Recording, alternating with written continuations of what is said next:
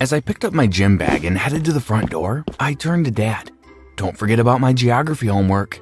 Don't worry, son. I'll have it ready before school tomorrow. Then I turned to Mom. My science project is in 2 days. Mr. Waldo's looking out for something spectacular. Mom smiled. Don't worry. I have something up my sleeve. He'll have no choice but to give you an A+. I opened the front door. Thanks, I'll see you guys after practice. As I was closing the door, I heard my 10-year-old sister Lexi ask for help with her homework. Mom told her that as soon as she finished my science project, she'd be available. Hey, my name is Derek. Don't forget to like and subscribe to our channel for amazing stories. If you do, maybe your parents will do your homework too. Growing up, I dreamed of becoming a scientist. Mom bought me all the science kits and even a white lab coat when I was younger. But as I became a teen, Dad pushed for me to become a football player. See, Dad missed his chance to become a pro footballer in college when he damaged his knee. Now he's trying to live his dream through me. No matter how much I told him I don't want to play football, he insists that I shouldn't let my talent sleep and I should be on a football team. Why are parents like this? Anyway, after a while I decided to try out for the team and sure enough, I was the team's quarterback. My dad was thrilled.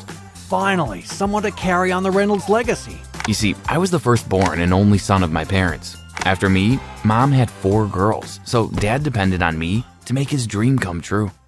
As a straight-A student, my goal was to get a full scholarship to go to college, but my dad was hoping that I would get a full football scholarship. I guess my chances for a scholarship doubled. I can't be upset about that. The biggest problem was my parents just didn't understand how hard it was to be a football star. Long practices and straight A's? You gotta be kidding me. Mom always says, Hard work pays off. followed by Dad's, You're making us proud, son. Just keep putting in the hours. but where do they want me to get hours from during the day? Pull them out of a magician's hat? School assignments, football practice, plus homework equals 0 social life. After a few months of trying to do everything, I was completely burnt out. After practice one afternoon, I dragged myself to my room with the intention to do my homework. Next thing I knew, I was jumping up to the sound of my alarm screaming at me, letting me know it was time to wake up for school. I placed my hand over my face in frustration as I realized I didn't complete my homework assignments the day before. My teachers are going to kill me, I groaned as I got ready for school. Once I was ready, I grabbed my bag and headed to the kitchen for breakfast where my family was already having breakfast. You look exhausted. Mom placed a plate of eggs in front of me. Yeah, so exhausted that I couldn't finish my homework last night. Mom and Dad exchanged looks. Mom and I helped in that area. We knew how hard you've been working over the past few months. So, will you be doing my homework too? Daphne, my 13-year-old sister, chimed in. Daphne, eat your breakfast quickly. The bus will be here soon. Mom scolded. It was then and there I realized that I could get my parents to complete all my future assignments for me. I smiled as I finished off my pancakes. On the way to school, I thought about Melinda. She was the new kid at school and the most beautiful girl I ever saw. I always wanted to ask her out, but I never had time to date. But with my parents doing my homework, my possibilities were endless. I was a bit nervous when I saw Melinda at school that day, but I scraped up all my courage and approached her. Hi, Melinda. Hi, Derek. She knew my name. I couldn't believe that she knew my name. I cleared my throat. Would you like to go out with me sometime? I would love to go out with the quarterback of the football team. Pick me up tonight. I'll text you the time and address. I watched as she walked off to join her friends. Then it dawned on me. Tonight. I had football practice till 6 p.m. I didn't come up with a plan yet on how to get my parents to do my homework. I mean, they did it last night. That didn't mean they would do it tonight as well, did it? Reynolds, get your head in the game! The coach yelled at me for the 5th time after I stumbled across the field. Sorry, coach. After practice, when I received the text from Melinda, I realized I would have to lie to my parents. Don't look at me like that. I'm sure you've lied to your parents too. I called them and told them that practice was going to be late. They told me don't worry about it and to be safe. I felt guilty after hanging up, but have you seen Melinda? This might have been the only chance I had with a girl like her.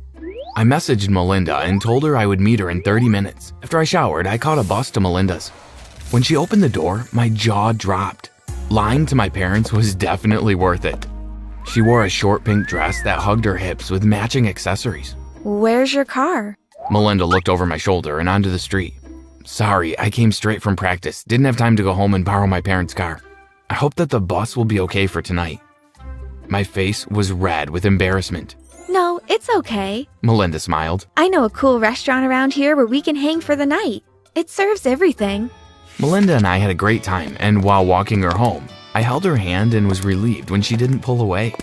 After I told her goodnight and walked away, she called after me. Aren't you going to kiss me goodnight? Before I could respond, her lips were pressed against mine. My heart felt like it was doing somersaults. She pulled away and quickly went inside, leaving me standing there, speechless. I arrived home around 9 p.m. How was practice? Daphne looked at me with a raised eyebrow. It was good. Funny you should say that. I answered the door when Frank, your fellow teammate, dropped off your jacket that you left behind. Shh. I placed my hand over Daphne's mouth. Do Mom and Dad know? Daphne shook her head and removed my hand from her mouth. They don't. But what I do know is I have this math assignment for tomorrow. She handed me the pages. And they need to be completed by tomorrow. Good night, Dee. Sleep well. Daphne walked away and I grumbled as I walked to my bedroom. I took out all my assignments, including Daphne's, and placed them on my desk. I knew my plan was a long shot, but it was worth a try. I pretended to sleep by my desk, and sure enough, about 10 minutes later, Dad nudged me and told me to go on my bed. I groggily responded and pulled my covers over me. I watched silently as Dad stayed by the desk to complete my assignments. I smiled at my ingenuity as I drifted off to sleep. Everything went great for the next 3 weeks. Melinda and I were officially a couple. I was getting more sleep. I had a social life. My grades were perfect, and I was a star on the field. Even Daphne's grades improved since I was now letting Mom and Dad do her assignments as well. But the saying, all good things must come to an end, rang true when I was called to the principal's office about my grades. I was shocked when Daphne was there as well. What are you doing here? I sat next to Daphne as I waited for Mr. Julian to call me to his office. Maybe it has to do with these. Daphne waved the papers in her hand frantically. I grabbed the papers, and on each the letter F was circled. My face turned pale. How could this be? That's what I'd like to know. Daphne fumed. Daphne was called to the office first, and I sat nervously for the next 30 minutes. When she walked out, her red eyes told me that she was crying. As I stood up, she ran out of the office. Mr. Julian called my name before I could go after her. Good afternoon, sir. I greeted him before I sat in the chair opposite him. Mr. Julian questioned me about the papers that he had in front of him. My teachers sent my corrected assignments to him. Just like Daphne's, they all had an F circled on them. He handed me my papers and reminded me that if I didn't get my grades up, that I wouldn't be allowed to play football, nor would I be eligible for the academic or sports scholarship that I was working towards. After a while, Mr. Julian's voice was silenced as I focused on the clock behind him. The sound of the ticking rang loudly as I realized that if he didn't finish talking soon, I would be late for practice. After about 40 minutes, I was finally dismissed. Coach was not happy. He trained me like I was going up for the WWE Championship. That afternoon, when everyone was allowed to leave, Coach drilled me for an extra 2 hours. By the time practice was over, I had 15 missed calls from Melinda. I tried calling her back, but her phone went to voicemail. I sent her a text explaining I was kept late in practice, and I would make it up to her since we couldn't go on our date tonight. That night, I didn't have to pretend. I fell asleep as soon as my head touched the pillow. When I got to school the next day, I expected my homework to be in my bag, but it wasn't. I panicked when Mr. Waldo asked us for his science assignment. I told him that I wasn't able to complete it. He told me that he didn't want my excuses. He wanted his assignment. He gave me until 3 p.m. to hand in my assignment. By lunchtime, I had 2 assignments from other teachers as well to hand in by 3 p.m. I spent that lunchtime in the school's library trying to finish it, but my efforts were futile. I went to Mr. Julian's office after school to ask for an extension in my assignments. I was shocked when I saw Coach walking out of the office. Oh, Mr. Reynolds, just the person I wanted to see. Mr. Julian looked at me solemnly. I entered the office and sat down. Mr. Julian told me that my teachers reported that I didn't hand in my assignments today. He said that I was no longer on the football team until my teachers reported that my grades were up and my assignments were handed in on time. He said that he had to make an example out of me to let students know that academics will always come first. I walked out of the office feeling like a failure. Remember when I said lying to my parents was worth it? Yeah, squash that, because it isn't.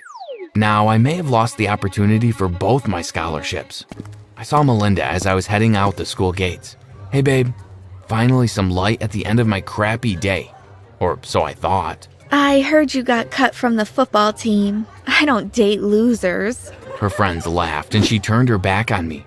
I wished that the earth could just open up and swallow me. That afternoon, I walked home. One question that plagued my mind was, did my parents know that I was tricking them into doing my homework? After dinner that night, Mom and Dad asked Daphne and I to stay in the kitchen while the other girls got ready for bed. Do you guys have anything to tell us? Dad looked at us. Daphne and I looked at each other and said nothing. You could cut the tension in the kitchen with a knife. Since nobody has anything to say, maybe these 2 videos may jolt your memories. Mom placed her phone on the table and pressed the play button. Daphne and I looked on in horror. The first video was Daphne handing me her assignments to complete, while the other video was me on the phone telling the person on the other end that I have my parents wrapped around my finger when it comes to completing my homework assignments. I also told the person that I had lied and told my parents I had practiced so I could finally have a social life. When the screen went black, Daphne and I looked up at Mom and Dad. The sadness and disappointed looks on their faces broke my heart. How did you get that video? Daphne looked at Mom. How we got the video is of no importance to you. You are both grounded until further notice. And as for you, Derek, you will be attending summer school to get your grades up. We are your parents, and because we loved you, we tried to help you out. Instead, you and Daphne took advantage of our good nature. It will be a long time before we trust either of you again. Daphne and I were sent to our rooms for the rest of the night. As I took my books out to do my homework, I realized that my behavior was selfish. I had no right to take advantage of my parents. I owe them more than an apology. Please leave your ideas in the comments. I'd love to do something amazing for my parents to let them know how sorry I am.